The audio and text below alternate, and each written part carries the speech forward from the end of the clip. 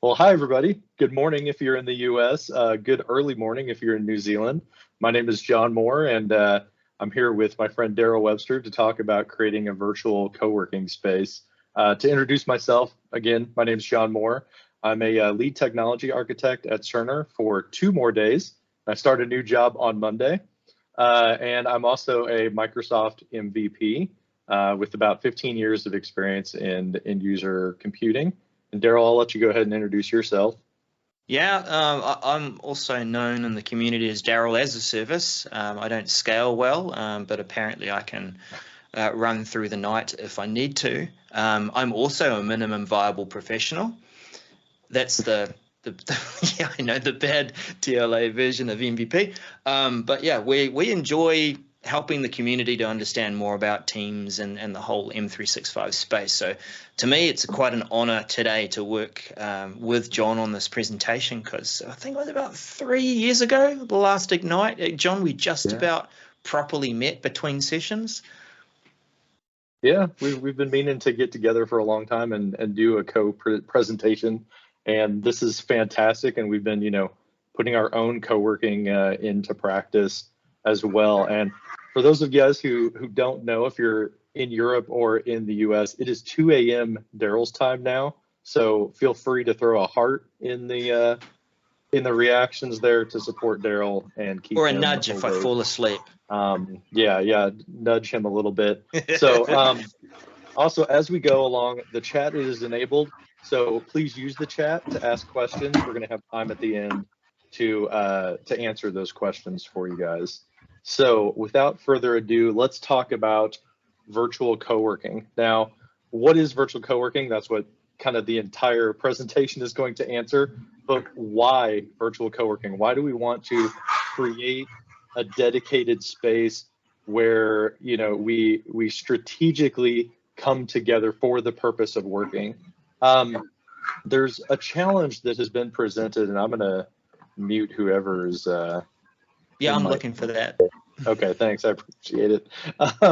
But there's a challenge that we've been presented over the past 2 years of the pandemic, where we're experiencing low employee engagement and low awareness of just what's going on. A lot of people have said that they feel isolated and disconnected from their company. I'm a little bit worried about that myself, to be honest, as next week I started a new company. It's going to be a fully remote job, and I mean, this is my home permanently. I'm not going to have an office that I'll be expected to go into in a new normal type of situation. So how do we combat that? We found that according to the Work Lab podcast, which is put on by Microsoft, if you're not subscribed, it's a great podcast to get into. They interviewed, or they've surveyed, thousands of information workers and found that 73% of them want that location flexibility. I want to be able to work wherever I want for whatever company and not have to, be in the city where the company is headquartered. But then 73% also said that they want more in-person time, and they feel disconnected if they don't get to see each other in person. So, it's created this hybrid work conundrum that Satya Nadella kind of coined that term back in, I believe, late 2020, that they've started seeing these numbers come out where there's this overlap. It's not the same 73%, but the same amount of people kind of represent these two seemingly opposing ideas, and there's a lot of overlap in between there. So, what we found is that in the real world of living this life for 2 years, that the typical, like, having a stand up for 5 minutes a day, seeing everybody's faces and then going about your work, it doesn't quite meet that need of of fulfillment in being around other people and sharing experiences together. If you simply just check in, or you're only interacting with people according to what's on your Outlook calendar, you kind of lose some of that organic networking capabilities that you had previously whenever we were all in the office. So what can we do about that? Well, we're going to talk in this session about creating a specific place with a specific plan to try to recapture some of that in our lives. And this is great to be presenting with Daryl, because we've got two kind of different views about this. We started talking on Twitter DMs about doing a session together, and I was like, hey, I'm going to do this co-working session because I've created this at Cerner. What do you think about that? And he's like, oh, we've done co-working too. And then when we actually talked, we kind of were doing it differently. So we've turned this into like a split presentation where, there's a couple of different strategies that you can call virtual co-working. One of them that I'm going to talk about is the idea of a social construct or a social area to gather together and work around other people, kind of capturing like that virtual coffee shop feeling where I may not know these people, but it's an opportunity just to sit and work collectively around other people and just see other humans in the real world. So I'm going to talk about how to kind of capture that and build that for your organization to where it's open for everybody and it's a great opportunity to network. And then Daryl's going to talk about the more focused team productivity where I know these people were working on a project together, or maybe we all report up through the same management chain. And how can we strategically work together outside of these time-boxed Outlook calendar time slots where we come meet together? How can we kind of organically come and go, come together, break apart when we need to, and work toward a common goal? So to jump right into my idea of virtual co-working for personal productivity and social connection, there's a trigger warning here as I go to this next slide. You're going to see a competing product to Microsoft Teams. So don't be scared. I'm curious let me know in the chat, is this the first Zoom screenshot that you've seen at Teams Nation? I imagine there's not a lot of slide decks that show Zoom. But to tell a little bit of a story, I had a user, a friend of mine, Beth. She came to me back in December with this screenshot, which, hey, I read about this this thing called Edit Party on BuzzFeed, and it looks really cool. Can we do something like that in Microsoft Teams? Of course, my answer was yes, we can do that and do better than Zoom because, that's the right answer. And, it was amazing because usually I find out after somebody has already done something that's, shadow IT. She was coming beforehand. So after I thanked her, for coming to me first and not just going and using Zoom, I started to research this a little bit myself, and credit where credit is due. There was this concept called Edit Party that was created by a group of mostly creative professionals. They started a Zoom call back in May 2020, and it's been going 24/7 since then. So it's been going for coming up on 2 full years around the clock, a Zoom meeting. And it's not a typical meeting where you would come in and be able to talk to each other.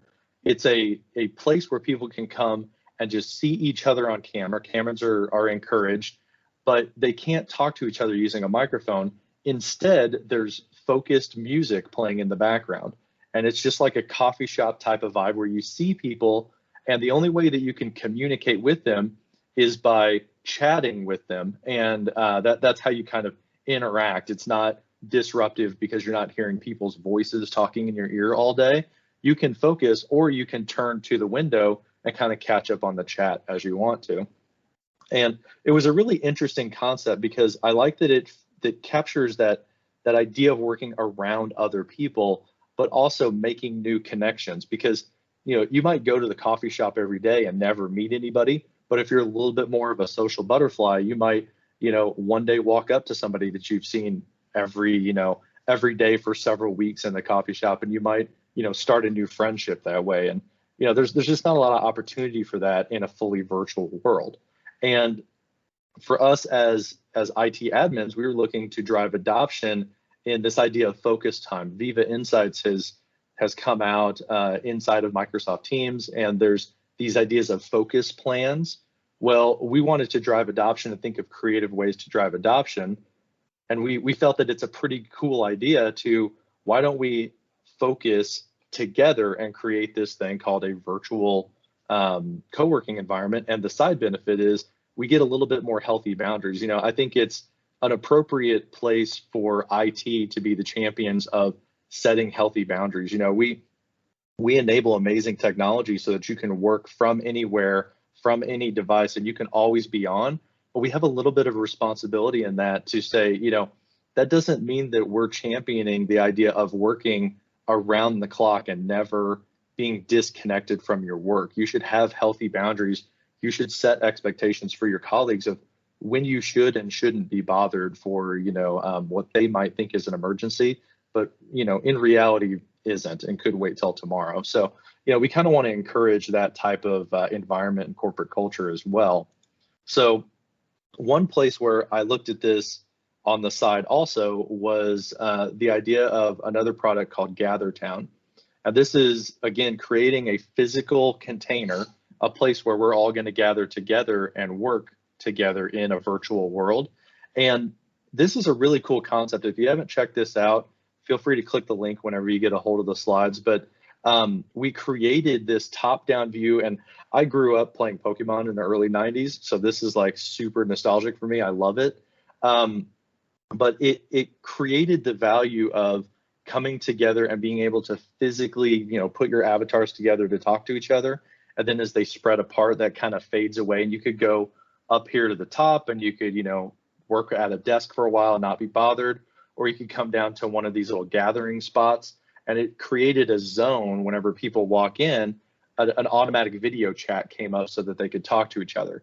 And that's pretty cool. It's kind of like a baby step into the metaverse where it's not full 3D avatars. It's not, your dog is talking to a fox and, you got to get over that kind of weird mental block. It's a little bit more of like okay, I can imagine an office top-down view, like a map, and I can imagine walking around the office and trying to recreate that. The downside of this was, it's not connected to any of our corporate services. So it kind of went nowhere whenever we actually looked at it in the real world.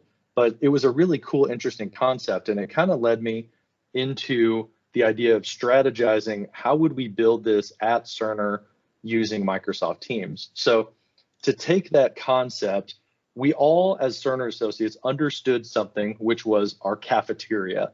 This is a top-down map of our cafeteria on campus. Unfortunately, I couldn't go take a picture of this because we sold this building during the pandemic. So I physically didn't have access, but everybody who started working before 2020 at Cerner knew this cafeteria. There was all these different zones where, we had this cafeteria seating here in the middle, and that was where you would get your food. You would have normal cafeteria things that you do. But there were all these like retaining walls kind of built around that almost sectioned up the cafeteria in different ways, where back here where this orange area is, there were these booths that were kind of in a raised level. And that naturally became a place where people who were coming on campus just to visit, they would work there all day long. And there would be small little one-on-one meetings and small little social gatherings going on there. If you had a really serious meeting, you could actually book one of these rooms at the bottom. These were resources in Outlook. They had doors on them. So these were formal dining rooms that you could go in, shut the door, and have a proper meeting, kind of like the idea of like a private channel in a Microsoft team. The Regenerate room up the top, this was an arcade that we had built. So there was actual games, there was skee ball and basketball and things like that, hockey table. And then down at the bottom, we had our bistro, or our actual coffee shop, where you could go and get like muffins and sandwiches, things like that. But what was created, if you've heard of any of my past presentations, is they spun up this thing called Warm Cookie Wednesday, where everybody would come together and get warm cookies on Wednesday at 2 p.m. And then they would spread throughout the rest of the cafeteria to socialize for a while and kind of work throughout the rest of the day. So we had this co-working physical space. How do we make that virtual in Teams? Well, we created it in a team, of course. Inside of Microsoft Teams, this manifested itself as a public team. So we called this Cerner drop-in rooms because you could just drop into one of these meetings in the channel. And then we advertised it on Yammer. And we, are approaching the idea of advertising it in other places like our centralized intranet, things like that. But we threw it out there on Yammer just to see how it would take off, and it's been doing pretty well, especially near the end of the year. And the physical, construct of the Microsoft team was a public team called Drop-In Rooms. We had the general channel because every team has a general channel, and we called that our main hub. So we created a meeting that lasts forever. It was ongoing forever. And we called it the main hub. And we set up the meeting controls or the meeting options so that there was no mics allowed, kind of like in this meeting, we could set the attendees to have no microphones allowed so they don't accidentally unmute themselves, except there's a host. There's one presenter in the meeting who's able to share music through their microphone or share their screen with system audio. And that's how you get that kind of lo-fi chill hop music going. And then we encouraged cameras, but of course you can't require cameras, but we had allowed those to be enabled. And then we turned our cameras on as the leaders to kind of like encourage other people to turn their camera on and see a friendly face. And then we enabled the chat, so you interacted via the chat. We kind of captured all of those rules from Edit Party, recreated it in Teams. Because we had a Teams construct, we needed the ability to kind of plan this out and like, hey, what ideas are we going to do? An incident pops up, how are we going to handle it? Or onboarding new hosts, teaching them how to share music in a meeting. So we created this kind of red box down here at the bottom where we created a private channel called planning, and it was just allowed for the host. So if you volunteer to be a host, we promote you to presenter in the meeting, and then we add you to the private channel so that you can see kind of our background planning and scheming within Microsoft Teams. And then the other things that Teams added to this is the ability to add polls. We could throw polls out there, especially around Christmas time. What are your favorite Christmas cookies? What are your favorite Christmas movies? Things like that.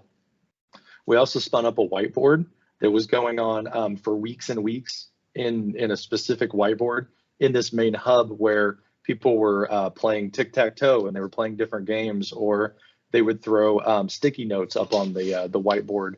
Uh-oh, my 4-year-old just walked in.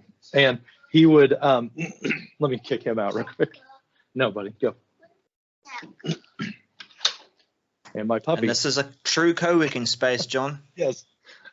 So on the whiteboard, it gave people the idea of being able to practice whiteboarding inside of this meeting.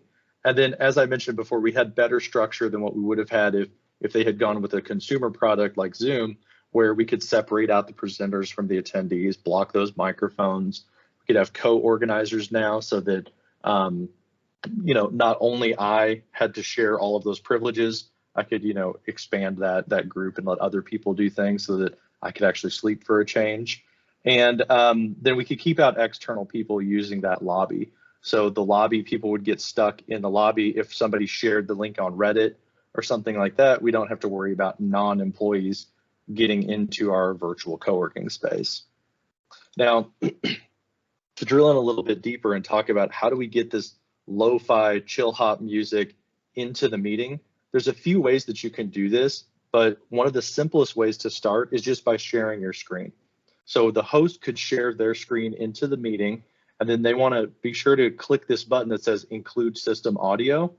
And it's okay, it's not amazing quality, but it'll get you going without any kind of extra software or anything like that. And then a recommendation that I'll put in the resources at the end is this website called Room to Think. This is something created by the company Remarkable. They make really cool little note-taking tablets. They've created these virtual rooms that you can go full screen, and they play royalty-free music in the background, and they have some subtle animations, so you have something to show on screen. You share that system audio, and now you've got basically music in the meeting where people can kind of come out, chill out together, work with this, kind of relaxing music, and chat via the chat and meet new people. Another way that you can get better quality is you can start looking into virtual microphones. So my personal favorite is Rode Connect. It doesn't require any kind of hardware. You just download this free application. And then what that does is it creates this idea of a virtual microphone on your computer where you have different channels of audio. And you would take like Apple Music or Spotify, for example, or even YouTube Music. You would make that a channel within this little virtual mixer. And then you can push that into your meeting, replacing your microphone. And then now you get approaching Spotify quality level of music playback. And you can turn on music mode in your Teams meeting to even get better audio playback if you want to. I do have a guide for how to do this. It's a little bit complicated step by step, So I've created a blog post that I'll share at the end in the chat as well. If you want to follow this guide, it'll get you exactly what you need to start sharing music in your meeting, especially if you want to create a co-working space.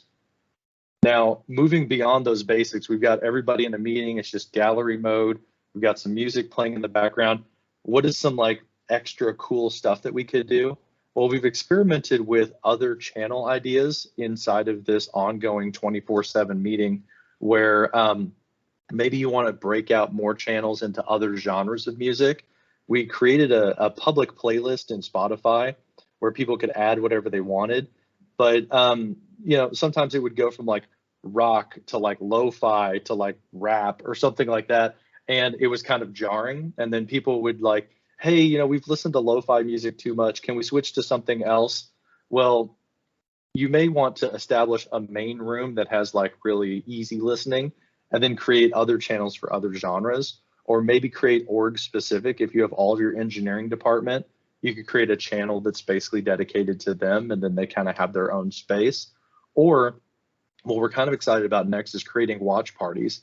Like if there's a Satya keynote coming up for Ignite or something like that, you could spin up a temporary channel, create a co-working meeting for that channel, and then everybody could watch the presentation together and share their thoughts via the chat in this, kind of co-working space and see each other on camera. You can also kind of level up with virtual cameras. So we talked about virtual microphones, getting music in. What if you want to share something as a host that's a little bit more entertaining than just your face? Well, this is where something like OBS Studio comes in. An example of this that I added is I created a scene in OBS and I have a couple of networked cameras down in my basement. I pointed them at my 3D printers and then kicked off a couple jobs. And I was able to share what music was playing by using text labels.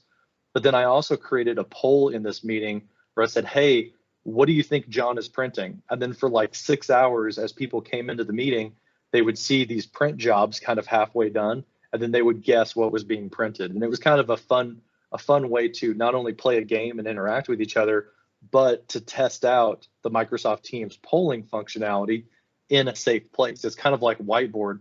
We've seen our adoption for Whiteboard go way up because of this co-working space, because people can test out the waters outside of a serious meeting where the stakes are really high. They get to try out Whiteboard in a safe place where it's kind of fun, and then now they're more confident to use it in their actual meeting. So we're kind of like getting adoption of features as a side effect here. And then finally, what we've experimented with is the idea of bringing in the physical world and actually creating what we're calling campus portals. So you can do this with a Microsoft Teams room on Android especially is really easy for doing this. You can create a cart, and this is an example of a cart that I put together with a Yealink A30 meeting bar. And you can put this in a space. You do want to have some considerations like talking to your HR department or your properties department about, hey, can I put this cart with a camera in a corner of the cafeteria? And maybe you'll have to rope it off. Maybe you'll put up some signage that says, hey, this is our virtual coffee shop. But what's cool about my MTRs on Android is that you can configure a new feature using PowerShell called auto answer, so that then you, as the organizer of the meeting, all you have to do is go into the participants pane for your meeting window and call those different rooms on the different campuses. And then those MTRs will automatically answer and show up the gallery up on the screen. So now you're kind of bringing the idea of the people at home can see the cafeteria on campus, and the people on campus can see their colleagues working at home. And then they share the chat together inside of Microsoft Teams in that big public open team. So that's kind of like the final form of what we've created here, is bringing in the physical world using Microsoft Teams devices to kind of stitch those two ideas together. And then now we've got basically a window between the two sides of hybrid work. So how's it going? To kind of wrap up my section of social virtual co-working, we've had about 300 people join the group organically. So they went and they joined the Microsoft team that we published publicly and advertised on Yammer. we peaked about 75 people joining the virtual meeting per week. So at the end of the week, we would go look at the attendee report just to see what are the numbers. Is it growing? You know, how's it looking? And it was pretty healthy. We had a lot of folks from Europe and the US. That was kind of our peak time, was early morning US time, where both groups were on. And it was fantastic because, you know, I was meeting people from Sweden that I have never talked to before. And, you know, people were meeting folks in our Malvern, Pennsylvania office that they had never, you know, they had only emailed back and forth, but they ran into each other inside of this virtual co-working space. Now, to be honest, though, it's kind of slowed down. Since the holidays, we also had some announcements that happened, you know, internally, and some culture things happened where the ideas kind of slowed down, and it was really kind of hard to recruit new hosts. So just to be fully transparent, it's kind of died off, to be honest. But I'm hoping that we can kind of restart it, you know, and get it going again now that it's springtime. People are getting re-energized. We've worked with some of our culture groups. So we have an engineering culture, consulting culture, and then just internal communications. They've got some plans to kind of restart this idea and advertise it again and kind of like get it going again. They have some ideas to maybe have our CEO just casually drop in. Of course, it would be like within his schedule, but we're going to make it look casual, where, you know, the CEO, maybe you have him join and then he can, you know, have just casual chat with people, or people can ask him questions, and maybe you don't advertise it, he just shows up. That idea will kind of get people to come in because something might happen. One of their leaders might come by to do an ask me anything or something like that. But I'm hoping as I exit Cerner and go somewhere else, I'm really hoping that they kind of carry the flame and continue this idea, because, you know, we've had anecdotally some really cool examples of people meeting each other for the first time and collaborating across organizations. We had one instance where somebody asked in the chat, hey, does anybody do office hours in your organization? Because their org wanted to start doing these open office hours where experts could be asked questions. And it just so happened another guy was on the same meeting. He noticed that and he was like, I've been running office hours for my org for 9 years. And he shared tips and tricks and best practices and things that he learned about setting up an office hours and advertising it, that this guy, he never would have known, or he never would have gotten that if they hadn't been in the same co-working space together. So it was a really cool kind of organic thing that happened across the company, and I really hope it continues. So with that, Daryl, you want to talk to us about, you know, maybe getting some real work done in virtual co-working? Ooh, real work done.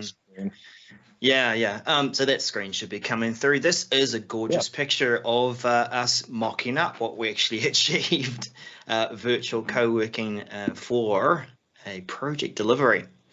So forgive the primitive sketch notes that I've tried to put together. I wanted to tell the story that this actually was born out of a real need, something that I had toyed a bit with in other different workplaces.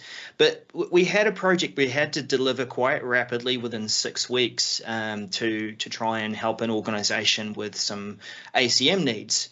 And this was going to be a challenge because we had people that were across all sorts of different places around the world: Chicago, New Zealand, Houston, and various other places in Europe as well.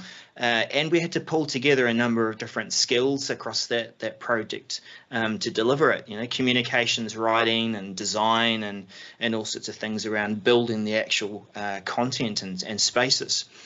So this was born out of a real need. How do we bring people together to deliver a project really rapidly and try and reduce the back and forth that happens, even if it is asynchronously, and typing messages and getting back to it? So that was how we had to approach. We actually created the virtual working space method around trying to use Microsoft Teams in a creative way, much like the edit party. They used tools probably a little outside of how it was supposed to be used, but to just simply get a solution together. So what was important for us here was that we would set a standard about how we're going to work within these virtual co-working spaces. And I'll explain a bit about the two types that we used. For a project, of course, there's still a need to coordinate tasks, but we tried to dedicate some hours to the project, and it was all about trying to align it to that. And we'll just go back to that other slide here. Here's that sort of alignment of different team members and trying to get some overlap. And so as we wanted to dedicate some time to that, how could we try and align those times within a virtual space, almost like walking into a virtual project room, like we some of us have in our organizations, we can just go in and focus on that work and that meeting in a sense. We kept things into the same conversation threads. We mentioned channels when we had to talk to the everyone in the project, because there was a channel for the project, and mentioning specific people, so all those usual things. And we did work in a bit of using Microsoft Loop for some of that freestyle quick way of pulling our ideas together without having to worry about who's OneNote and where and what. So the two types of co-working calls that we used, we had a rolling stand-up call, and so that was being able to step into that virtual project room, and as you came into that room, then you would you'd join that call, and you'd start it in the project channel. We'd check in and say what we're doing in the chat, and as we stayed on that call, we just keep working on that task. We'll get into that in a bit more detail soon. The other one we did was deliverable focus calls, and this is where a deliverable, specific file or a thing that we're working on, we'd keep it all together in the same thread. And so that was important to make it easy for everyone to come back to that same thing and pick up from where you left off. And what we would do is we would start a call in those threads as well to try and keep the focus on that work and try and work a bit quicker and more fluidly. So that was quite cool. Right, so let's have a look at the rolling co-working call to begin with. Now, I will just sort of pass some comments as I go along this, but this is me starting up the conversation thread, and clearly we'll give it a subject because that's important. We want to make sure that people can find that co-working call, and we did sort of start it off with the date as well, because we'd start a new co-working call each day. So whoever was going to start it, they'd follow the same kind of pattern. And I was checking in here as I would start off this call. I would put my own little check-in to set the tone and say, this is what I'm working on, a few bullet points.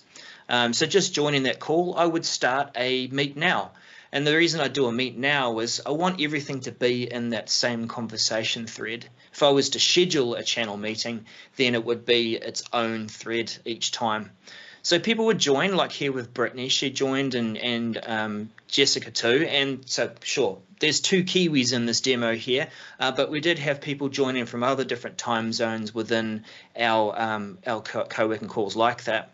So each of them have checked in, and we started to sometimes use breakout rooms as well when we needed to leave the main group and go off and have a related conversation about something.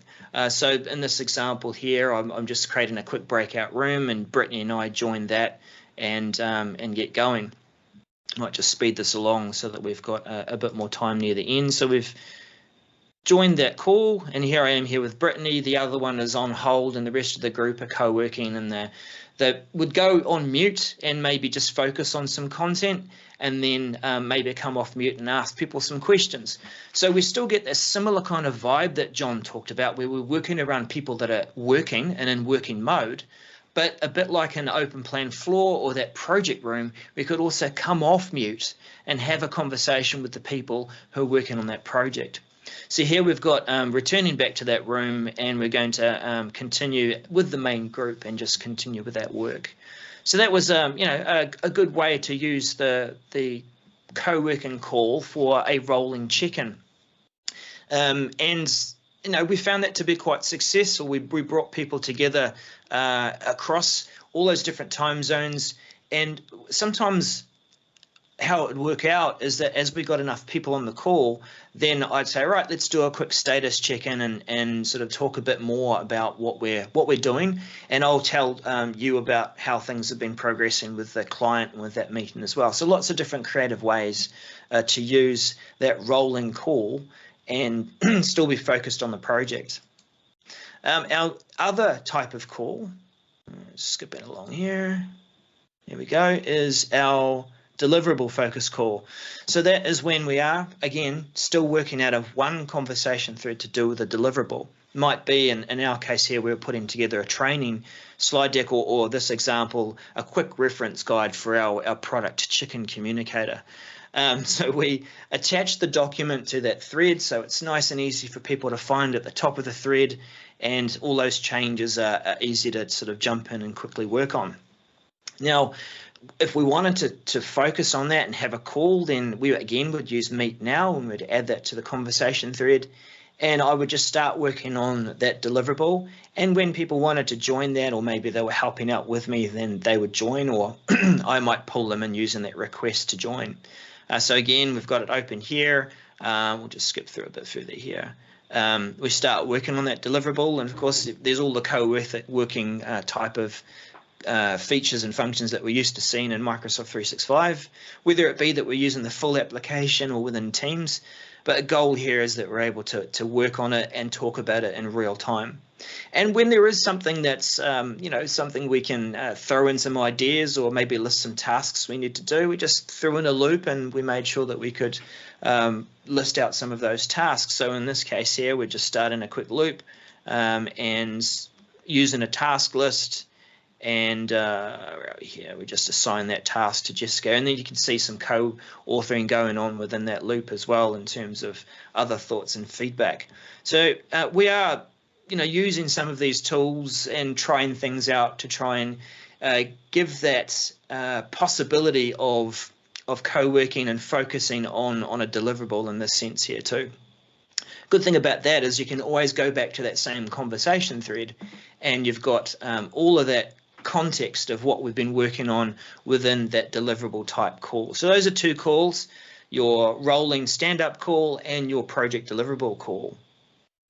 Now, John, feel free to come off mute and help us to talk about where this is going from here. You follow off on your thread there at the top. Yeah, so kind of a roadmap for where I see all of this going, and this idea of co-working is, we've seen some kind of crazy stuff out there, lately, especially in like the Build conference and last Ignite, talking about Microsoft Mesh and this vision of like these fully immersive environments, and James Cameron standing there with like jellyfish flying around him and stuff, all kinds of weird stuff going on.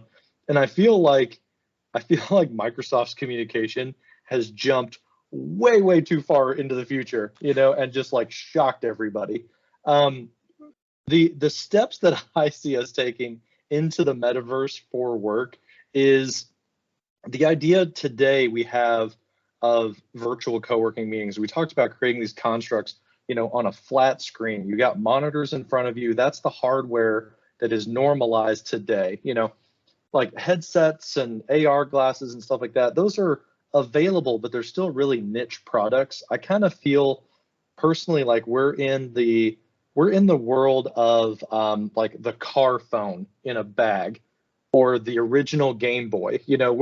We're in the level of tech where we're going to look at the headsets today and be like, what in the world were we thinking? That is crazy ridiculous looking. Of course, only nerds, use that stuff. But I think in the next 3 to 5 years, I don't think it's going to be that weird. I think we're going to end up having some normalized product by one of these main manufacturers where maybe it will just look like glasses, and you can throw, your windows up on the wall and it will feel natural. So the baby steps into that, I see kind of the next step being avatars in meetings. We talked about that a little bit before our session officially started, about Zoom just added animal avatars in meetings. And that's crazy. That's kind of like jumping the shark automatically all the way. I think Microsoft's approach is a little bit more appropriate because it looks like you.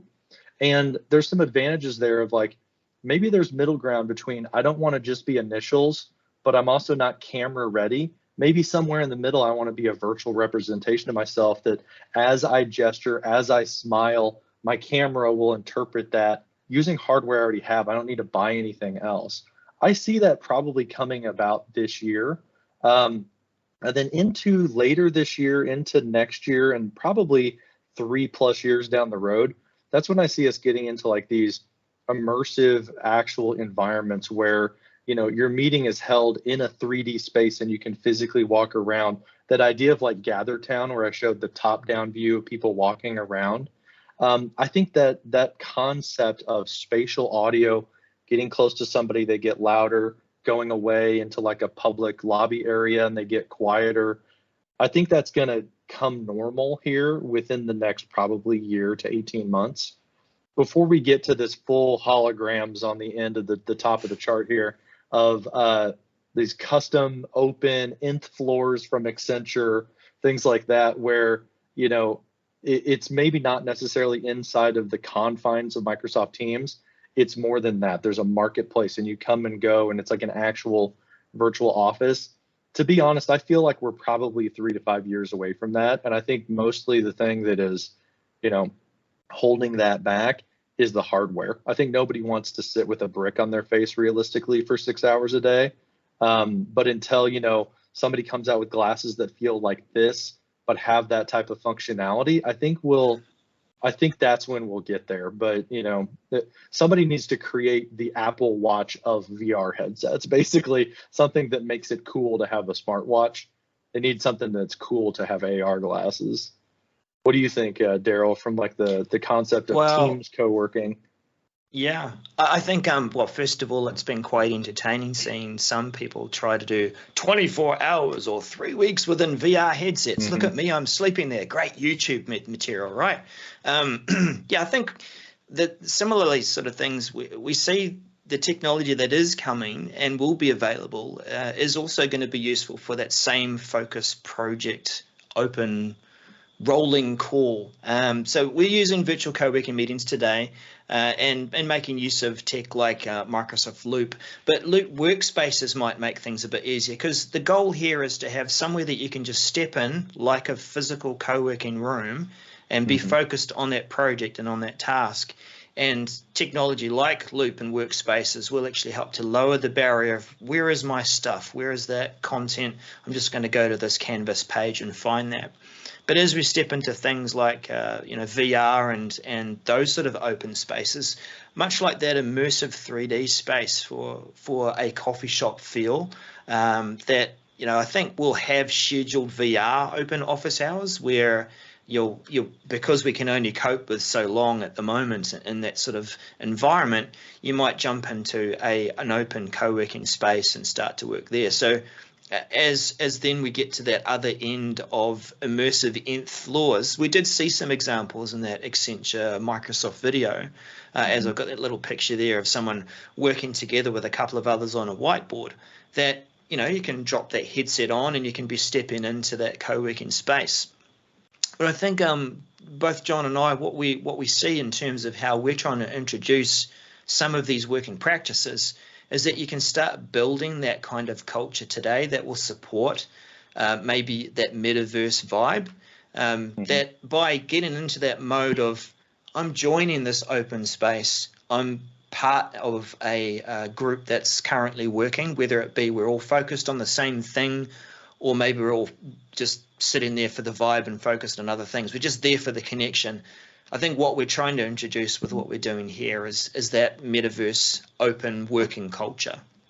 Yeah, I think an important takeaway here is if you're an IT admin, you should start thinking about this now, this idea of the metaverse. And, you know, I've seen comments out there that they're funny, but, you know, some people are saying like, well, I hope I'm just retired by then, you know, but I think that the attitude that we should have as IT professionals is like what I've seen over the past 15 years. When I first started at Cerner, the shadow IT was about Dropbox, right? It was the idea of like, oh my gosh, the company's files have gone out to this thing called Dropbox, this startup that nobody knows anything about, and it may be a fad, it may go away.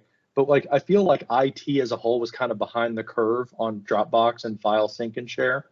The next wave that I saw in my career has been live video creation and the idea of, oh no, we don't want people creating Facebook Live events for their town halls. We need to do that in a corporate environment. And I feel like IT was pretty close on that. I feel like they weren't really too behind because we had Microsoft Teams live events and Yammer live events. We had a proper place for that corporate communication to happen. The next thing that's happening is going to be the metaverse, you know, and do you want it to be a bunch of shadow IT whack-a-mole that you have to go crack down on? Or do you want to get out ahead of it? Do you want to create something now where you kind of embrace the idea of being together without fully jumping to the James Cameron crazy Burning Man example from Ignite? You know, maybe there's something you can do today to kind of work towards this idea. And that's what we kind of wanted to introduce to you today philosophically. So to leave you with some resources here, I've got some guides out there for how you can lock down your meetings, how you can put music into your meeting from Road Connect, as well as a link to those resources like that place where there was chill hop music from Remarkable, as well as the article. And if you want to follow along with what Daryl and I are doing, I've also got our Twitter accounts and our YouTube channels if you want to kind of see what we're doing. And I'm going to put all of these links in the chat right now, so you don't have to wait for the slides to get those. The last link is also the link to these slides, so you can download them today and get started. With that, I think we might have some time for some questions. We'll go on to the last slide as kind of your call to action, a reminder to rate our session. Let us know what you liked about it. Let us know what we could do better in the future, as well as join us in AltSpace VR here at the end of the day. I'm going to be there with my headset. You can see it up in the corner. I'll be walking around with my hands moving, and I'd be happy to chat with you guys. So thanks again. Yeah, thank you all.